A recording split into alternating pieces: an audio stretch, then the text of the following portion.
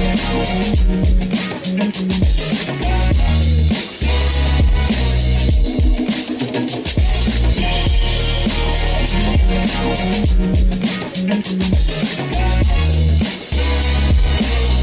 to the Ball My Court Podcast. Cortez and here. Kevin over Skype.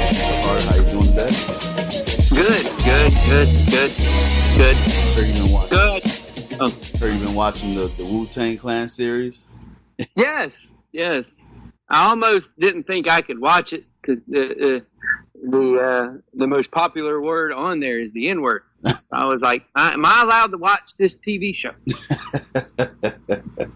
Hey, well, like I said, I'm pretty sure you're a bit Wu-Tang Clan fan, so you try to figure out the whole origin of. I know. I was like, who is who? Only one I had figured out was ODB. This guy sounded like him. And I was like, I know who that one is. I said, now let me figure out the rest. There it is. Yep. Bobby is RZA, and whoever's playing Bobby is doing a heck of a job playing RZA.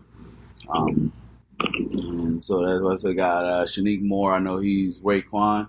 He playing the Get Down, and then the two rappers. You saw Method Man. Dave East is a New York rapper. And then let's see.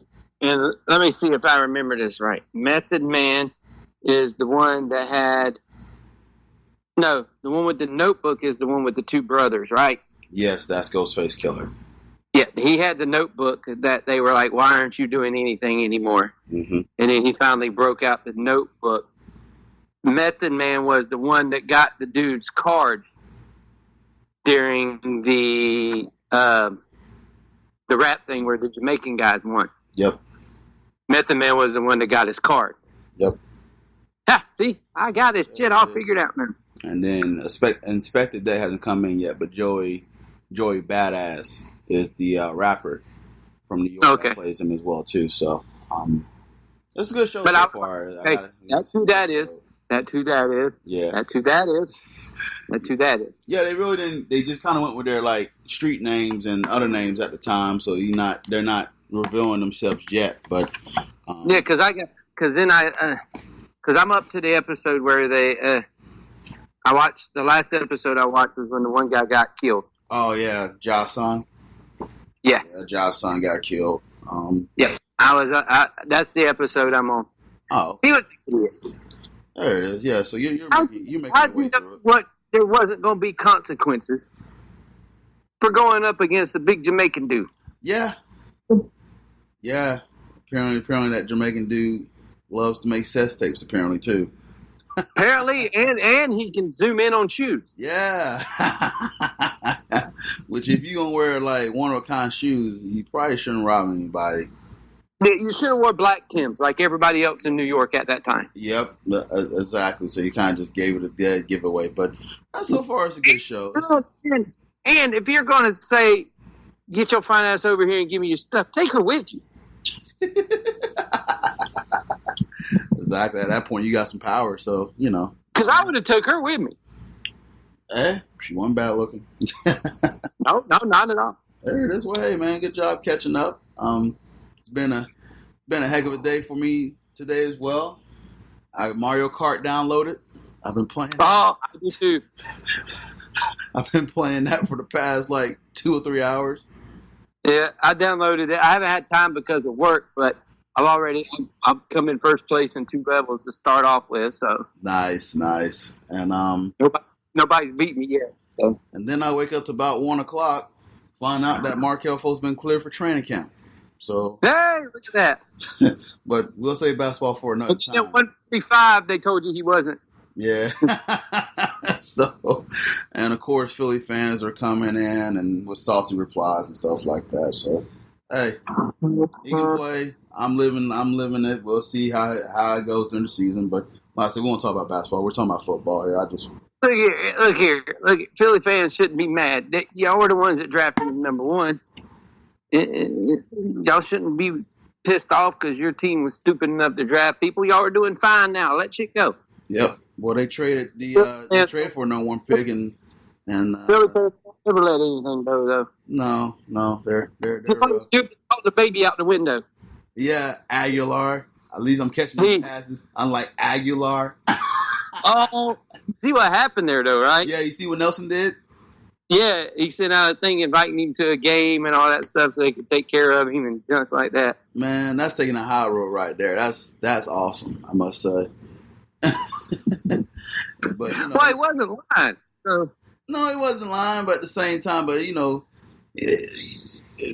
days he could have pulled a petty move and not do anything. Who in their right mind? Like, if I'm in that situation, I'm not going to call out a football player the first thing after doing that. I'm like, that guy was dead on it, though. During the situation, it was like, I catch things.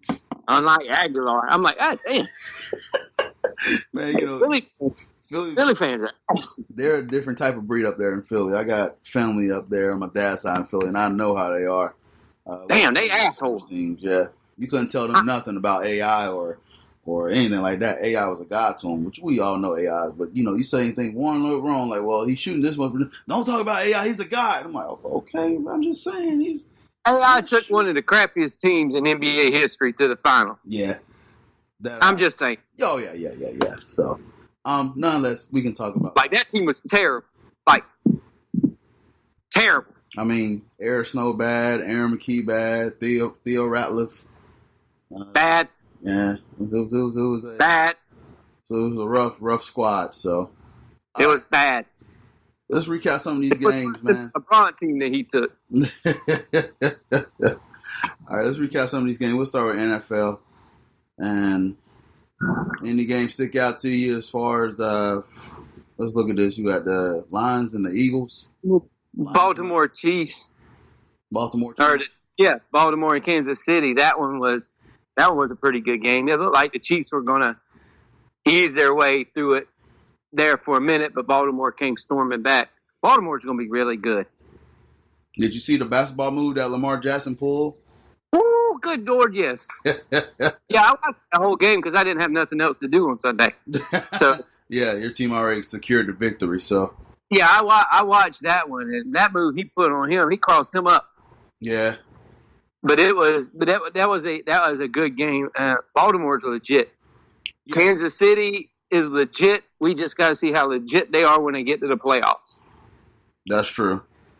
Because their coach has a bad history in the playoffs, and they got to get over that hump. Now you're speaking the truth there. See how that works out. But you got that guy Patrick Mahomes, and that dude's ridiculous, man. He's on pace to break a lot of passing records, man. How many touchdowns has he thrown already? Like 11 or it's like 10 or 11 already in the first 3 games. He's up there. I can pull out some stats on him later. And no hits. But yeah, he's having a heck of a beginning to the season so far.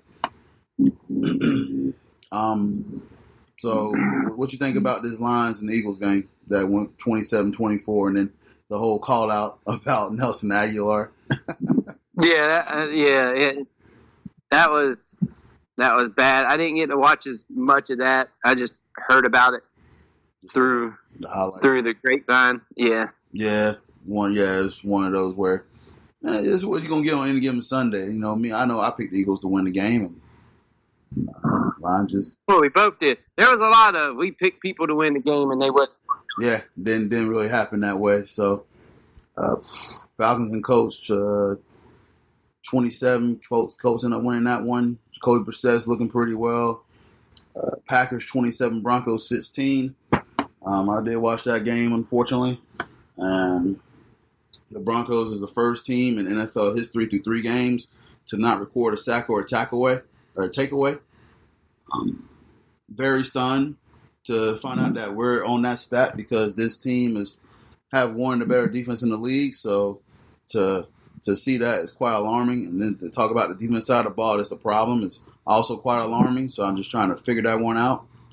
And you have 2 legit pass rushers on each side, and they're at the bottom of the league in quarterback hurry. Yeah. And sacks and everything. It's crazy to me that Von Miller has always been that dude. But now they're at the bottom. Don't worry, help is coming. We'll talk about that here in a little bit, but yeah, man. But Aaron Rodgers do what he does, but the Packers defense is pretty solid too. So you gotta give him credit. The Packers defense has been better than it has been the last few years. So that's gonna be a nice little team to kind of keep tabs on as well. Dolphins went ahead and crapped the bed as usual. 6-31. Cowboys ended up winning that game. That was the easy one. And Dallas fans need to slow their roll until they play somebody. Yeah. Y'all legit play the 3 worst teams in the NFL. And, okay, we'll go with New York as being the worst team then because of who was playing quarterback. But you played the three of the worst teams in the NFL. Don't get cocky. Yeah. Yeah. Relax. Don't get cocky because your world is going to come crashing down if you play somebody. Oh, yeah. It's going to be tough, man. You better relax. Game of the week, I thought, was the Giants and the Buccaneers. That was a fun game to watch. And well, you watched it because it was local. Yeah. That was the only game. Well, they had the Seattle game on, too, but by that point, then I saw they started storming back. But to this Bucs and Giants game here, Mike Evans, finally showed out. Had 190-some yards and 3 touchdowns. And they had Jenkins on him, and Jenkins just couldn't hold his spoon, man. And Daniel Jones. But, yeah, so they lost to Saquon Barkley. He's out with a high ankle sprain for about 3 to 4 weeks. And they gave the ball to the rook. Yeah, so Daniel Jones started airing it out and drove him down the field and got him in position and took the lead. What was it, 3 touchdowns or 4 touchdowns? 3 touchdowns. Yeah, so pretty good debut for the rook. All right, Bucs came back down the field, started driving down there. James Winston threw another bomb to Mike Evans, got him in field goal range. Same story. It's the Bucs and the kickers, man. They just cannot survive these kickers in clutch moments. And he ended up doinking it. It was a 35-yard field goal attempt. And Bruce Arians took the delay game penalty because he said that he thought the kicker was better from longer range. Who the hell thinks somebody's better from farther out than closer? I didn't get that explanation at all. That's like me going golfing and me moving the ball back on the green 13 or 5 yards going, I can putt better from back here than I can from 6 feet. I was going to say, help me explain that one. I can't explain that one. I didn't. That's the best way to explain it. All right. I'm telling you. That's like moving the ball back to instead of 6 feet away from the cup, where you could probably tap it in, to moving it back to 35 feet away from the cup. Oh. Whip right to the left and the right. No. His fedora is on too tight. All right, and then you got the